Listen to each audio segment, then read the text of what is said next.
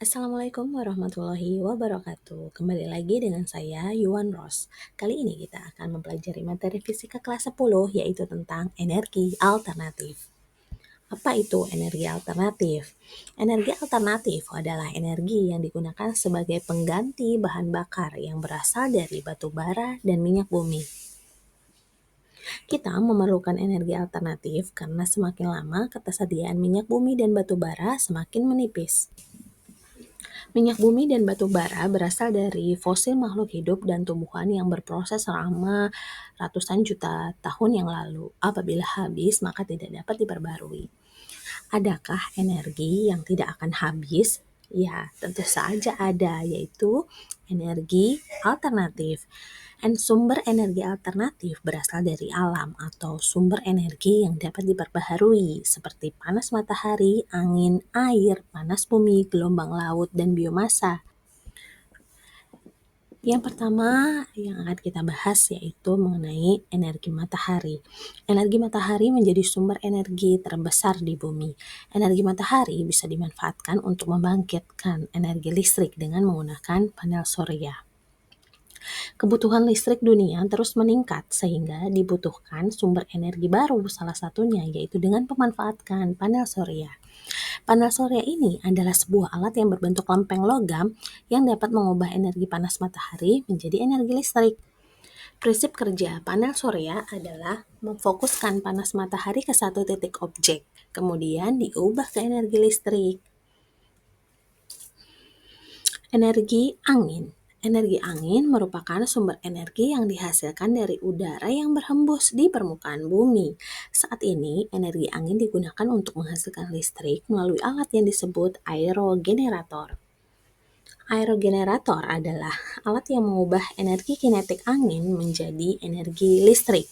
Alat ini berfungsi dengan memanfaatkan pergerakan angin untuk memutar baling-baling atau kincir yang kemudian menggerakkan generator untuk menghasilkan listrik.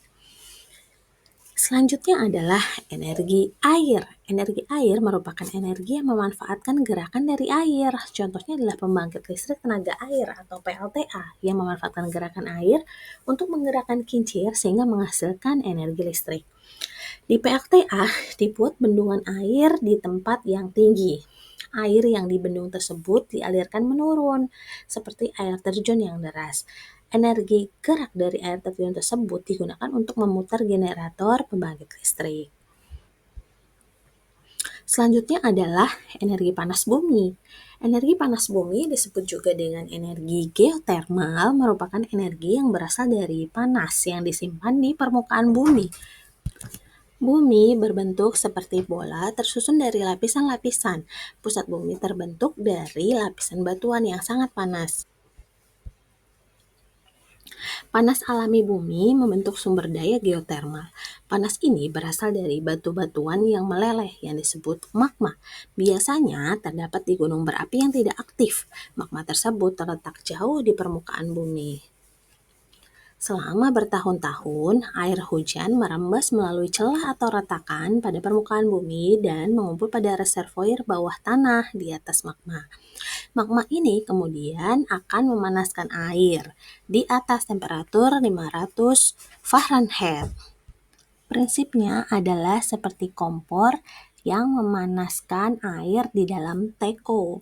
Untuk mendapatkan zat cair dan gas yang bertemperatur dan bertekanan tinggi ini, sumur libur dari kedalaman 3.000 sampai 10.000 kaki dari permukaan bumi. Sumur-sumur produksi tersebut kemudian membawa zat cair panas bumi ke permukaan bumi dan dapat digunakan untuk membangkitkan tenaga listrik.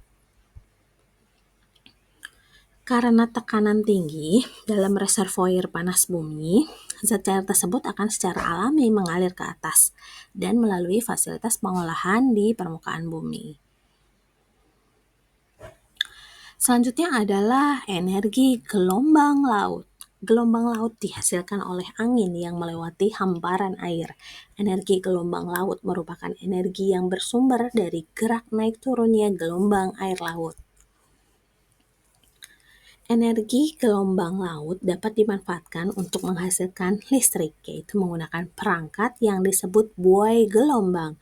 Buaya tersebut terapung di permukaan laut dan dirancang untuk bergerak mengikuti gerak naik turunnya gelombang. Selanjutnya adalah energi pasang surut. Energi pasang surut adalah energi yang dihasilkan dari pergerakan naik turunnya permukaan laut akibat gaya gravitasi bulan dan matahari.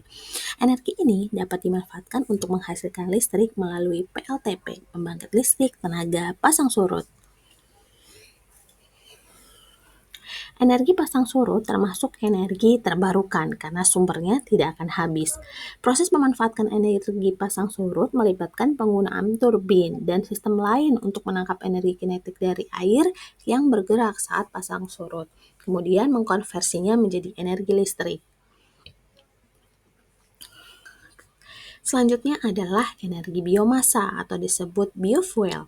Energi biomasa adalah energi yang berasal dari bahan organik yang dihasilkan dari makhluk hidup seperti tumbuhan, hewan, dan limbah organik yang berupa kayu, jerami, daun kering, kotoran ternak, dan sampah organik rumah tangga. Biomasa dapat dijadikan sebagai bahan bakar bio, diantaranya adalah biogas, bioetanol, dan biodiesel.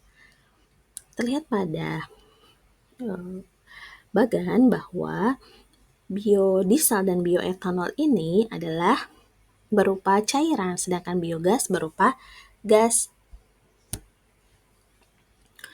Energi biomasa didapatkan dengan cara fermentasi atau pembusukan bahan organik seperti sisa-sisa tumbuhan atau makanan, limbah dari hewan maupun manusia. Dari pembusukan itu menghasilkan biogas yang dimanfaatkan sebagai bahan bakar pembangkit listrik untuk penerangan rumah dan juga menghasilkan gas metana, pengganti LPG yang sering digunakan untuk memasak. Bioetanol. Bioetanol bisa dihasilkan dari tanaman yang mengandung pati, gula, dan serat selulosa seperti singkong, ubi jalar, jagung, aren, tebu, sorghum, jerami padi, dan juga kentang. Proses pembuatan bioetanol terdiri dari proses sakarifikasi, fermentasi, dan distilasi. Bahan berpati ini dihancurkan terlebih dahulu menjadi bubur. Prosesnya disebut dengan sakarifikasi. Kemudian diberi ragi untuk mengubah gula menjadi etanol, disebut dengan fermentasi. Setelah itu, hasil fermentasi yang mengandung etanol dan air dipanaskan dan uap etanol dikumpulkan dan didinginkan untuk menghasilkan bioetanol yang lebih murni. Proses ini disebut dengan distilasi. Etanol digunakan sebagai bahan bakar alat transportasi, umumnya dicampur dengan bensin. Campuran tersebut disebut dengan gasohol. Biodiesel. Biodiesel adalah bahan bakar terbarukan yang dapat dipakai untuk bahan bakar mesin diesel sebagai campuran atau pengganti solar. Bahan bakunya yaitu dari minyak tumbuh-tumbuhan seperti kelapa sawit, bunga matahari, jarak pagar, dan biji kapuk. Proses pembuatan biodiesel umumnya melibatkan dua tahap, yaitu esterifikasi dan transesterifikasi. Bisa kita lihat pada bagan tersebut ya. Esterifikasi ini bertujuan untuk menurunkan kadar asam lemak bebas dalam bahan baku yaitu minyak. Sementara transesterifikasi adalah proses utama yang mengubah minyak atau lemak menjadi biodiesel dan gliserol. Oke, cukup sekian materi energi alternatif. Terima kasih, semoga bermanfaat.